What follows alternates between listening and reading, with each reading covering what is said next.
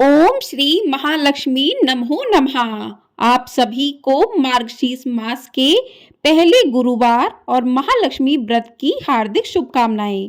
आप सभी पर महालक्ष्मी अपनी कृपा सदैव बनाए रखें। आज की वीडियो में हम सुनेंगे महालक्ष्मी व्रत कथा। तो आप सभी लोग हमारे साथ जुड़े रहिएगा और कथा को पूरा अवश्य सुनिएगा। बोलिए महालक्ष्मी मैया की जय। आज मार्गशीर्ष माह का पहला गुरुवार है। मार्गशीर्ष माह को अगान माह भी कहते हैं।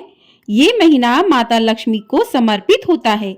इस महीने में माता लक्ष्मी की विशेष आराधना की जाती है, इसलिए आज गुरुवार के दिन माता लक्ष्मी की स्थापना की जाती है और मार्गशीर्ष मास के हर गुरुवार को मां लक्ष्मी का व्रत रखने की परंपरा है। इस महीने में हर गुरुवार को माता लक्ष्मी की धूमधाम से पूजा की जाती है।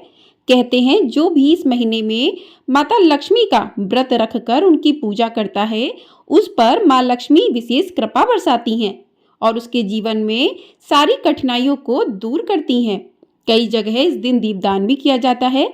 इसमें शंख पूजा का विशेष महत्व होता है। इस दिन महिलाएं चावल के लेप से रंगोली बनाकर माता लक्ष्मी का स्वागत करती हैं। धार्मिक शास्त्रों के अनुसार अघान मास में माता लक्ष्मी की स्थापना और पूजा करने की परंपरा है। मान्यता है कि तुलसी और मां लक्ष्मी जी की पूजा पूरे मार्गशीर्ष या अघान महीने में करने या फिर इस माह के हर गुरुवार को एक साथ करने और अन्न दान करने से लक्ष्मी जी अपने भक्तों पर खुश होती हैं तथा उनके आगमन के बाद उनका स्थायित्व बना रहता है। इससे सभी तरह की मनोकामनाएं पूर्ण होती हैं। इस दिन जो भी भक्त व्रत रखते हैं तो मां लक्ष्मी की कथा सुनने और पढ़ने मात्र से ही दुख दरिद्र दूर हो जाते हैं। श्री महालक्ष्मी माता की कृपा से सुख संपत्ति ऐश्वर्य की प्राप्ति होती है और मन की सभी इच्छाएं पूरी होती हैं। तो आइए अब सुनते हैं महालक्ष्मी की संपूर्ण व्रत कथा। कथा को बीच में अधूरा मत छोड़िएगा, पूरा अवश्य सुनिएगा, क्योंकि कोई भी कथा बीच में अधूरी नहीं छोड़नी चाहिए, इससे दोष लगता है। तो आइए कथा शुरू करते हैं।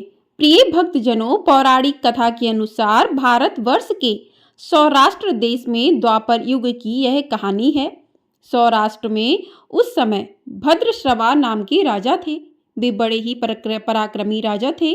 4 वेद, 6 शास्त्र, 18 पुराणों का उन्हें ज्ञान था। उनकी रानी का नाम सूरज चंद्रिका था। रानी दिखने में सुंदर और सुलक्षणा थी तथा पतिव्रता भी थी।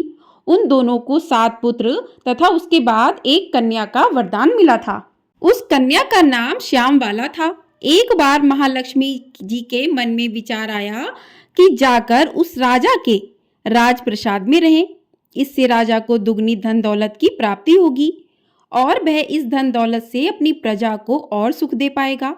गरीब के घर अगर रहे और उसे धन दौलत प्राप्त हो तो वह स्वार्थी की तरह केवल अपने ऊपर ही खर्च करेगा। यह सोचकर श्री महालक्ष्मी जी ने बूढ़ी ब्राह्मण स्त्री का रूप धारण किया। हाथ में लाठी लिए लाठी के सहारे रानी के द्वार तक पहुंची। यद्यपि उन्होंने बूढ़ी औरत का रूप धारण किया था, पर उनके चेहरे पर देवी का तेज था। उन्हें देखते ही एक दासी सामने आई।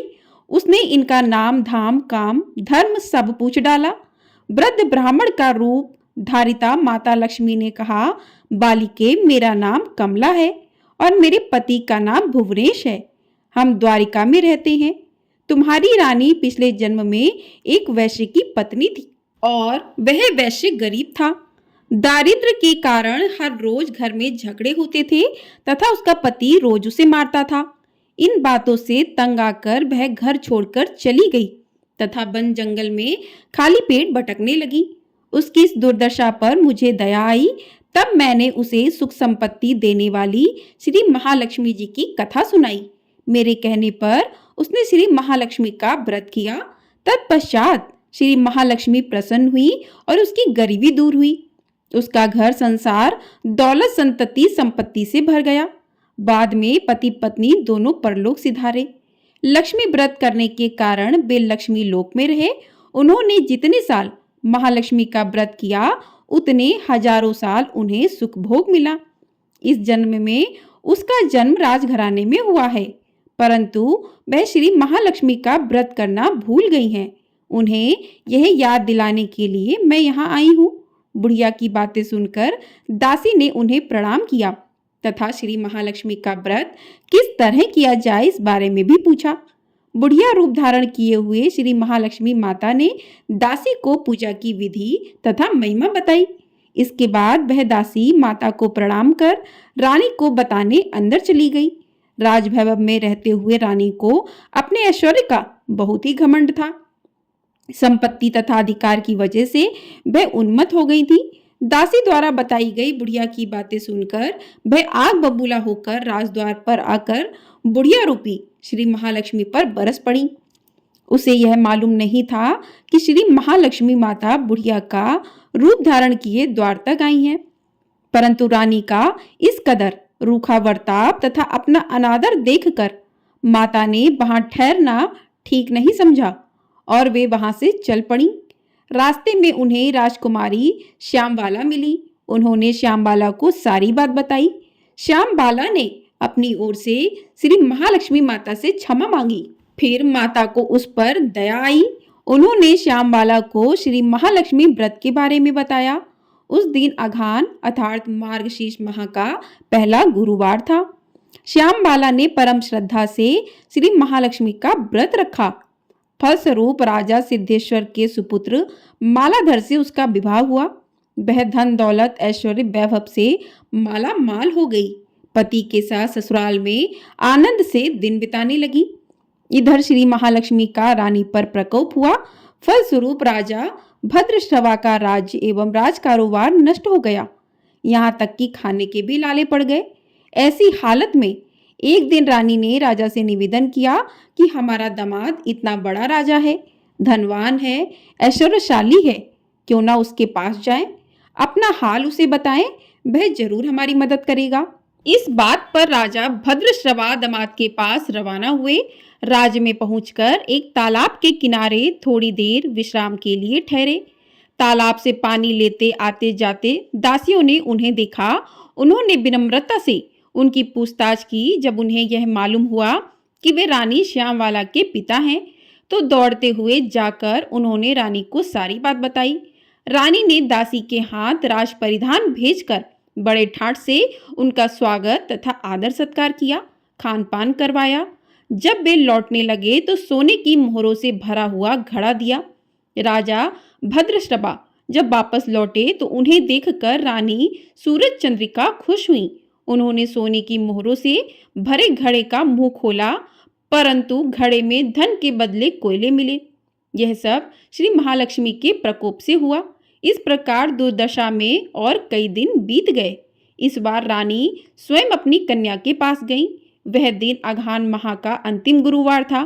श्यामबाला ने श्री महालक्ष्मी का व्रत किया, पूजा की और अपनी माता से भी व्रत करवाया। इसके बाद रानी अपने घर आई। श्री महालक्ष्मी का व्रत रखने पर उसे फिर से अपना राजपाट, धन दौलत, ऐश्वर्य प्राप्त हुआ। वह फिर से सुख शांति आनंदमय जीवन बिताने लगी। कुछ दिनों बाद राजकन्या श्यामबाला अपने पिता के घर आई। उसे अपने घर देखकर सूरज चंद्रिका को पुरानी बातें याद आईं। यही कि श्यामबाला ने अपने पिता को घड़ा भर कोयला दिया था और उसे कुछ भी नहीं दिया था। इसी कारण श्यामबाला को पिता के घर आने पर उसका कोई आदर आतिथ्य नहीं हुआ, बल्कि अनादर हुआ। पर उसने इस बात का बुरा नहीं माना। अपने घर लौटते समय उसने पिता के घर से थोड़ा नमक ले लिया। अपने घर लौटने पर उसके पति ने पूछा कि अपने मायके से क्या लाई हो। इस पर उसने जवाब दिया कि वहां का सार लाई हूं। पति ने पूछा इसका मतलब क्या हुआ, तो श्यामबाला ने कहा थोड़ा धीरज रखो, सब मालूम हो जाएगा। उस दिन श्यामबाला ने सारा भोजन नमक डाले बिना बनाया और परोसा। पति ने खाना चखा तो सारा खाना बिना नमक के था, इसलिए स्वाद नहीं आया। फिर श्यामबाला ने थाली में नमक डाला, इससे सारा भोजन स्वादिष्ट लगने लगा। तब श्यामबाला ने अपने पति से कहा यही है वह मायके से लाया हुआ सार। पति को उसकी बात सही लगी। फिर वह दोनों हंसी मजाक करते हुए भोजन करने लगे। कहा गया है कि इस तरह से जो कोई भी श्रद्धा भाव से श्री महालक्ष्मी की पूजा करता है उसे माता की कृपा प्राप्त होती है। सुख संपत्ति शांति प्राप्त होती है तथा भक्तों की सभी मनोकामनाएं पूरी होती हैं। परंतु यह सब प्राप्त होने पर माता की पूजा को भूलना नहीं चाहिए। हर गुरुवार को व्रत पाठ अवश्य करना चाहिए। इस तरह श्री महालक्ष्मी की महिमा भक्तों की मनोकामनाएं पूरी करती हैं। बोलिए महालक्ष्मी मैया की जय। तो इस प्रकार से महालक्ष्मी व्रत कथा पूर्ण हुई। आपको यदि ये वीडियो पसंद आई है तो वीडियो को लाइक शेयर और चैनल को सब्सक्राइब जरूर कर दीजिएगा। आपको हमारे चैनल पर व्रत की कथाएं और साथ ही व्रत की विधि बताई जाती है। तो आपको ये वीडियो पसंद आई हो, वीडियो को लाइक करके कमेंट बॉक्स में मैया महालक्ष्मी की जय अवश्य लिखिएगा। बोलिए महालक्ष्मी माता की जय।